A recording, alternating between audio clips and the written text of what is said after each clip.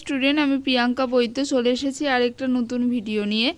আজকে এটা নিয়ে আলোচনা করব নিট 2024-এর তোমাদের অনলাইন স্টে ভ্যাকেন্সি রাউন্ডের কিছু ডিটেলস নিয়ে আমরা আলোচনা করব। তো অনেকেই অনেক কমেন্টস করেছিল যে তোমরা এই রাউন্ডের ব্যাপারে কিছু তোমাদের কনফিউশন রয়েছে, তো সেইগুলোই আজকে ক্লিয়ার করব।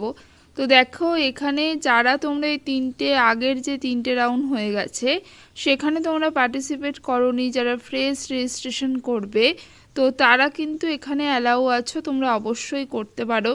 কিন্তু যারা ধরো আগের তিনটে রাউন্ডে পার্টিসিপেট করেছিলে কিন্তু তোমরা কলেজ পেয়েও গেছো, ঠিক আছে, এরকম ক্যান্ডিডেট যারা রয়েছো তারা কিন্তু এখানে পার্টিসিপেট করতে পারবে না।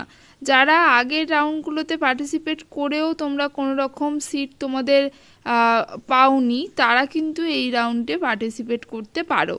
আরেকটা কথা যেটা তোমাদের মাথায় রাখতে হবে, যে এই রাউন্ডে তোমরা পার্টিসিপেট করলে তোমরা যে কলেজ পাচ্ছ সেটা অবশ্যই তোমাদের ভর্তি হয়ে যেতে হবে, এবং তোমরা কিন্তু এখানে রিপোর্ট করতেই হবে। যে কলেজটা তোমরা পাবে সেখানে কিন্তু তোমাদের রিপোর্ট করতে হবে। যদি না করো তাহলে কিন্তু কাউন্সিলিং প্রসেস থেকে তো বাদ চলে যাচ্ছই।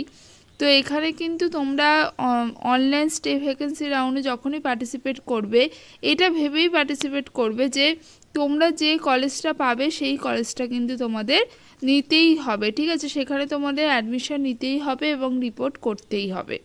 তো এই জায়গাটাই তোমাদের কনফিউশন ছিল। আর এখানে কোনো রকম তোমরা জানো খুব ভালো করে একদম লাস্টের দিকের একটা রাউন্ড, তো সেই জন্য তোমরা যারা পার্টিসিপেট করছো তো যে কলেজ পাবে অবশ্যই কিন্তু তোমাদের ভর্তি হয়ে যেতে হবে, বা আগে যারা অন্য কলেজে ভর্তি হয়ে রয়েছো তারা কিন্তু এখানে তোমরা এই যে অনলাইন স্টে ভ্যাকেন্সি রাউন্ডে তোমরা যে কলেজ পাবে সেখানে অবশ্যই ভর্তি হয়ে যাবে।